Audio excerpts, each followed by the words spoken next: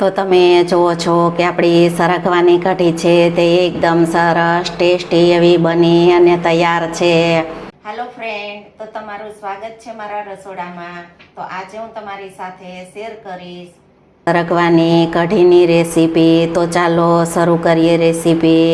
આજે આપણે બનાવીશું સરગવાની કઢી। તો સરગવાની કઢી આપણે સાદી અને સિમ્પલ કઢી બનાવશું। તો સરગવાની કઢી બનાવવા માટે મેં 200 ગ્રામ સરગવો લીધેલો છે। તો સરગવાને આપણે કટિંગ કરી અને ગરમ પાણીમાં ઉમેરી અને 3 થી 4 મિનિટ આપણે તેને બફાવા દેશું। તો સરગવાને આપણે આ રીતે ગરમ પાણીમાં ઉમેરી દીધો છે અને ગરમ પાણીમાં ઉમેરી અને 3 થી 4 મિનિટ જ આપણે તેને બફાવા દેશું। તો વધારે પડતો સરગવાને નથી બાફવાનો, તો 3 થી 4 મિનિટ બાફી લેશો। આ રીતે 3 થી 4 મિનિટ બાફી લેશો તો સરગવો છે તે એકદમ સારો એવો બફાઈ જશે। જો તમે વધારે બફાવા દેશો તો આ સરગવાની સીંગ છે તે છૂટી પડી જશે। તો આ રીતે આપણે 3 થી 4 મિનિટ બાફી લેશું તો સરગવાની સીંગ જરાય છૂટી નહીં પડે અને કઢી પણ સારી બનશે। સરગવામાંથી પાણી કાઢી અને સરગવાને કોરો કરી લેશો। સરગવામાંથી પાણી કાઢી લીધું છે તો સરગવાને આપણે ડીશમાં ઉમેરી અને કોરો કરી લેશું। આ રીતે આપણે કોરો કરી લેવાનો। એ કઢી બનાવવા માટે મેં 1/2 લીટર ખાટી છાશ આવે તે લીધેલી છે। તો આપણે ખાટી છાશનો ઉપયોગ કરીશું તો કઢીનો ટેસ્ટ એકદમ સારો આવશે। તો 1/2 લીટર છાશની સામે આપણે 4 ચમચી ચણાના લોટનો ઉપયોગ કરીશું। લોટ ઉમેરી અને હાથની મદદથી આ રીતે આપણે લોટને મિક્સ કરી લેશું। લોટને આપણે છાશમાં સારી રીતે મિક્સ કરી લીધો છે તો તેમાં આપણે 1/2 ચમચી હળદર પાવડર ઉમેરીશું।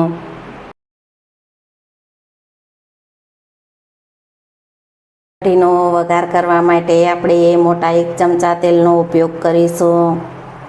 તેલ ગરમ થઈ ગયું છે તો તેમાં આપણે 1/2 નાની ચમચી જેટલી રાઈ ઉમેરીશું। 1/2 નાની ચમચી જેટલું જીરું, 1 ચપટી હિંગ, થોડા મીઠા લીમડાના પાન ઉમેરીશું। આદુ મરચું લસણની પેસ્ટ ઉમેરીશું।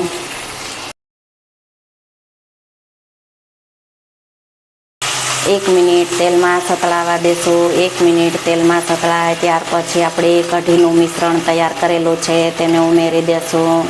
1 મિનિટ જેવું થઈ ગયું છે તો આપણે આ કઢીનું મિશ્રણ ઉમેરી દેશું। કઢીને આપણે મીડિયમ ગેસની ફ્લેમ ઉપર સારી રીતે ઉકળવા દેશું। કઢી સારી રીતે ઉકળે ત્યાર પછી તેમાં આપણે બાફેલો સરગવો છે તેને ઉમેરીશું। 4 મિનિટ જેવું થઈ ગયું છે તમે જોઈ શકો છો અને કઢી સારી એવી ઉકળી ગઈ છે। તો આ રીતે પહેલાં કઢી ઉકાળી લેવાની। કઢી ઉકાળી અને પછી તેમાં આપણે જે કાંઈ મસાલા ઉમેરવા હોય તે મસાલા ઉમેરી અને પછી આપણે સરગવો ઉમેરીશું તો કઢીનો ટેસ્ટ એકદમ સારો આવશે અને કઢી બધાને બહુ જ ભાવશે। તો તમે જોઈ શકો છો કે કઢી આપણી એકદમ સારી એવી ઉકળી અને ઘાટી થઈ ગઈ છે। 1/2 ચમચી ધાણા જીરું પાવડર ઉમેરીશું। 1/2 નાની ચમચી જેટલું આપણે લાલ મરચું પાવડર ઉમેરીશું। સ્વાદ પ્રમાણે મીઠું ઉમેરીશું। 1 ચમચી જેટલો આપણે ગોળ ઉમેરીશું। જો તમે કઢીમાં ગરમ મસાલો ખાતા હોય તો તમે ગરમ મસાલાનો ઉપયોગ કરી શકો છો। સરગવો છે તેને ઉમેરી દેશો। તે સરગવો ઉમેરી અને કઢીને આપણે 3 મિનિટ જેવી ઉકળવા દેશું। જો આ રીતે કઢી ઉકળશે તો કઢીનો ટેસ્ટ એકદમ સારો આવશે। તો આ રીતે આપણે કઢીને ઉકળવા દેવાની। જો કઢી સારી ઉકળેલી હશે તો જ કઢીનો ટેસ્ટ સારો આવશે। તમે જોઈ શકો છો કે સરગવો પણ કઢીમાં સારો એવો બફાઈ ગયો છે અને કઢી એકદમ સારી એવી ઉકળી ગઈ છે અને ઘાટી થઈ ગઈ છે। તો તમે જોઈ શકો છો થી આપણે થોડા ધાણા ઉમેરી અને ગેસને બંધ કરી દેશું। તમે જુઓ છો કે આપણી સરગવાની કઢી એકદમ સરસ ટેસ્ટી એવી બની અને તૈયાર છે। જો તમને આ કઢીની રેસીપી ગમે તો વિડીયોને લાઇક, શેર, સબસ્ક્રાઈબ કરજો।